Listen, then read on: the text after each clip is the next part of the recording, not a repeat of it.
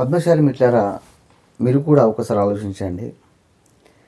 తెలంగాణ రాష్ట్రంలో కాంగ్రెస్ పార్టీ అధికారంలోకి రాగానే కాంగ్రెస్ ప్రభుత్వము, రేవంత్ రెడ్డి సర్కారు పద్మశాలిలకు పద్మశాలి కార్పొరేషన్ అని ప్రకటించింది. ప్రకటించిన తర్వాత పద్మశాలి సమాజంలో కాశ మొదలైంది. అరే, పద్మశాలిల కార్పొరేషన్ ఏర్పడితే పద్మశాలి సమాజానికి గొప్ప గొప్ప మంచి జరుగుతుంది ఏమో అన్నటువంటి ఆశతోని పద్మశాలిలు కాంగ్రెస్ పార్టీకి, రేవంత్ రెడ్డికి పాలాభిషేకం చేసిండ్రు. అవును కదా? మరి ఏది పద్మశాలి కార్పొరేషన్? పద్మశాలి కార్పొరేషన్ చైర్మన్గా ఏ పద్మశాలి నాయకుడిని నియమించారు కాంగ్రెస్ పార్టీ? మరి కాంగ్రెస్ పార్టీలో పద్మశాలి నాయకులు లేరా? ఒకసారి ఆలోచించడం ఇట్లారా. అదే కాకుండా గత బీఆర్ఎస్ ప్రభుత్వము చేనేత కార్పొరేషను, టెక్స్టైల్ కార్పొరేషన్ ఏర్పాటు చేసింది.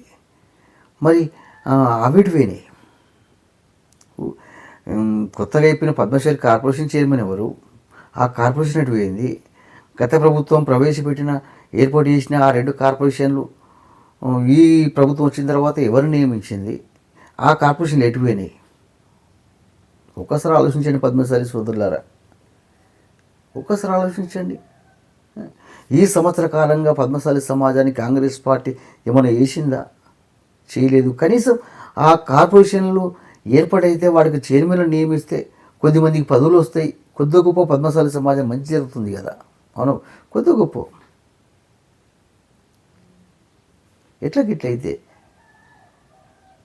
ఎట్లగిట్లయితే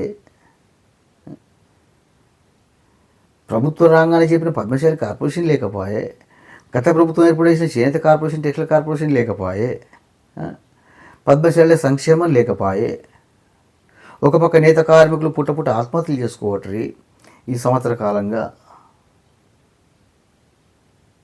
ఆలోచించండి పద్మశాలి సోదరులారా, ఆలోచించండి. అంటే ఇప్పుడు కాంగ్రెస్ పార్టీలో పద్మశాలి నాయకులు లేరు.